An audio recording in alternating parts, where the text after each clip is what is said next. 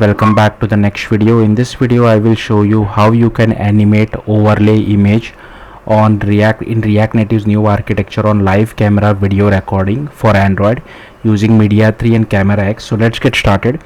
So first let me show you guys the output. So let me mirror my device. So here you can see the output. So first I need to give the camera permission, then I need to give the record audio permission, and here is my live camera preview. So let me just increase the light in my room. But as you can see, the animated image, so the image or the overlay is getting animated, but now here you should be able to see it properly. So hopefully you can see it. I can just click on the start button, so it will start the recording for me. I can just move it as well. Okay, now I can just click on stop. So once I click on stop, it has captured the video and saved to external storage. Now I was trying to play the video as well using React Native video player, but it is not working for me. I don't know why. Anyways, but the video is saved to external storage, so you can just go to your files, go to videos, and here you should be able to see the video getting recorded as well. So yeah, let's see how to do this in React Native. So first what you need to do is you need to go to this particular documentation over here and create a React Native project by running this particular command. Now in this particular documentation they have given us the example of web view. So web view does not make sense in our case, so we'll replace web view with my camera. Now you can, instead of my camera, you can name it whatever you feel like, but this word my camera will be used in lot other places, so it's better you follow what I'm doing if you're doing this for the very first time. So first we need to create a specs folder, and inside that our file name will be my camera native component.ts. So here is my React Native project. Here I have created a specs folder and file name is my camera native component.ts. Now I have just copy pasted all this code from the documentation and pasted it over here. Now I have made few changes. So firstly, the type is different. I have removed this prop because we don't require a prop, and here is our callback. So I have named it differently. Here it is on video taken, and instead of web view over here I have taken it as custom my camera. Okay, rest everything is same. Then you need to go to package.json, and if you scroll down here you can see you just have to copy this code and paste it over here. But again, instead of web view you have to change it to my camera over here as well as over here. Then again scroll down, then we need to run this particular command. So just copy this and run this inside your React Native application. Now this will do code generation for us. So here you can see it was pretty quick for me because I had ran this command previously as well. Now do make sure your TypeScript file name has this particular name called native component, otherwise the code generation will not be able to find your file. Even though it will be successful, it will not do code generation for you. Then we'll come back to this later on, but before that we need to do quite a few setup. So first let's go to app.tsx on how to use it. So these are all the imports which you need to have. Here you can see I was trying with React Native video player to play the video as well, but it was not working for me. Then here we have a use state for video URL and one use state for camera permission. Here I am just checking whether the user is using Android 10 or higher. If yes, then we require only camera and record audio. If no, then we also require write external storage permission, and depending on whether the permissions was granted or not, we just change this particular state. Then inside use effect we call this particular method. If camera permission is granted, then we just display this my camera element, else we display a text element over here. Okay, and here you can see I was trying for the React Native video player as well. So if you have any suggestions on what I am doing wrong, do let me know in the comments, and these are all the styles for it. Then you need to go to Android, go to app, go to build.gradle over here, and inside dependencies block you need to add camera core, then camera 2, camera lifecycle, camera view, camera video, then media 3 effect, media 3 transformer, then camera media 3 effect, which is still in alpha at the time of me recording this video, and the app compat dependency. Then go to src android manifest.xml, and here you need to add usage feature of Android hardware camera, record audio, camera permission, as well as write external storage. Then go to res drawable, and here firstly you need to drag and drop whatever image you want to use. So I have drag and drop this particular image. Then go to java com, and inside com you need to first create this folder. Now this folder name should match your TypeScript file name.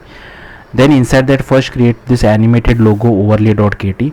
Now I'll simply scroll through this file. Even I have copy pasted this code from the Android source code.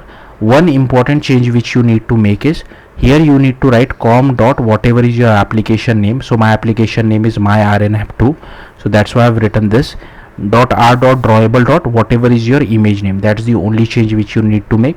Rest everything you can copy paste it. So here you can see they are generating creating keyframes. So that's the only thing which I have understood. So I'll simply scroll through this. Feel free to pause the video and just copy all this code. And then here we have this first we need to create this react my camera manager.kt. So if you want, I have copied this code from the documentation over here. So instead of react web view manager, I have named it as react my camera manager. So wherever you see web view, you just have to replace it with my camera. That's the only thing which I have changed. And the other two changes which I have made, we are not passing any props, so I have completely removed this. We are not using this, and instead of on script loaded, I have used on video taken over here as well as over here. That's the only change. Then just scroll down again, and here you need to create this react web view package.kt. So that's what I have created, react my camera package.kt. Again, I have copy pasted it from the documentation, so feel free to pause the video and just copy all this code.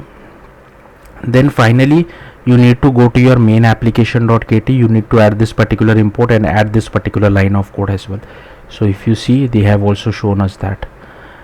Then coming back to the main code, so first you need to create react my camera.kt. Now these are all the imports, so feel free to pause the video and just copy all these imports which are there.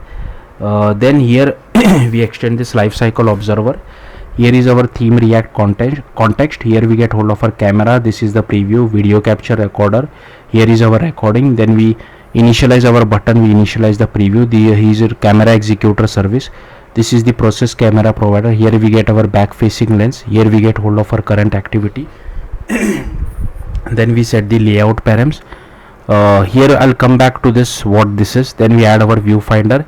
We set the text background color, text color to our button layout params as well, and we add a click listener as well. Inside on attached to window, if camera permissions is given, then we call setup camera, and on detach from window we shut down our camera executor as well as unbind our camera provider.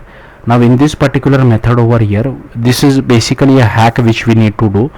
If you don't do this, you will just see a black screen. You will not see your live camera preview.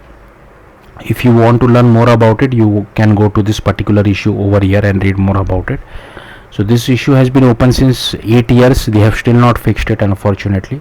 Then here you need to call setup camera, where we get hold of our camera provider future. We add a listener. We get hold of our camera provider. We call bind camera use case. Then here we call capture video, where we get hold of our video capture. Here we set capture button dot is enabled as false. Here we get hold of our recording. We stop it and make it as null. Then we use simple date format to get the name. Then we use content values dot apply by passing the display name mime type, and if Android version greater than P, we also set the relative path. Then we do the media store output options. Then we initialize our recording just to check whether we have the audio permission or not. Then we start the recording, and if video record event dot start, then we just change the text as well as is unable to true. And once it has finalized, then and if it has no error, then we just send the URI of the captured video back to React Native side. And here we stop the recording, make it as null as well, and here we just change the text as well as is unable to true for our button.